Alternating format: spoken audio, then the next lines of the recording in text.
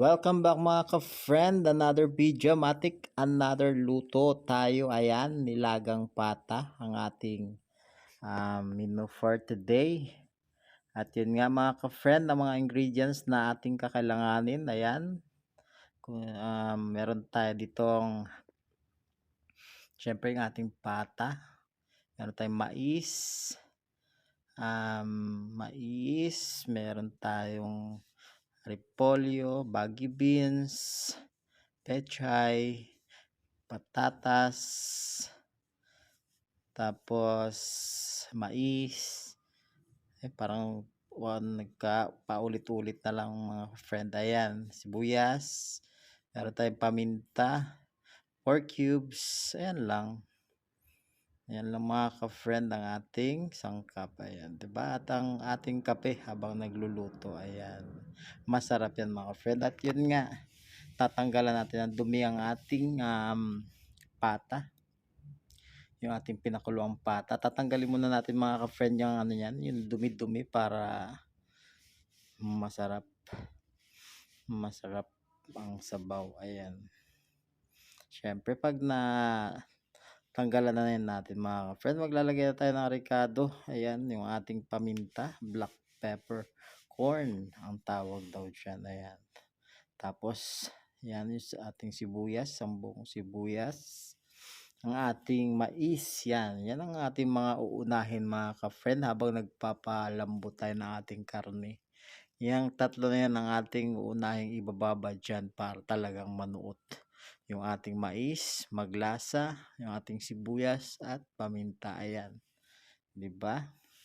Nung kumulo, naglagay tayo ng 4 cubes. Ayan, tapos halu-haluin yan mga ka-friend.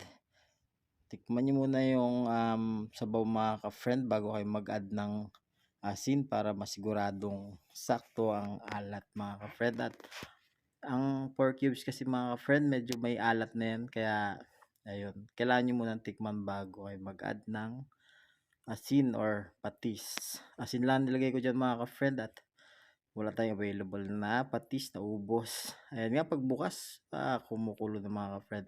Sobrang lambot na yan mga ka-friend. Yan na, maglalagay na siguro tayo dito mga ka-friend ng ating gulay. Ayan, inuna natin ang ating patatas. Yan mga ka-friend, dahil medyo matagal-tagal yan palambutin, unahin natin muna yung patatas para sumabay mga friends sa paglambot ng ating karne. Ayan, at sinabay na nga pala ang ating ano neto, mukhang sabay-sabay na to mga ka-friend. Isang bagsakan na pala to. Ayan, nilagay na lahat ng gulay. Bahala na kayo mag-rumble dyan. Ayan, diba? Nilatag na yung mga gulay mga ka-friend. Ayan, tas tinakpan natin mga ka-friend. At pagbukas, ayun na, luto na pala mga ka-friend. Kakaiba rin. Ayan na yung ating finished product mga ka-friend, diba? Matik. Ayan, so paano mga ka-friend tayo magsikainan na. Hanggang sa susunod nating video mga ka-friend. Salamat sa panonood. Hanggang dito na lang. Bye-bye.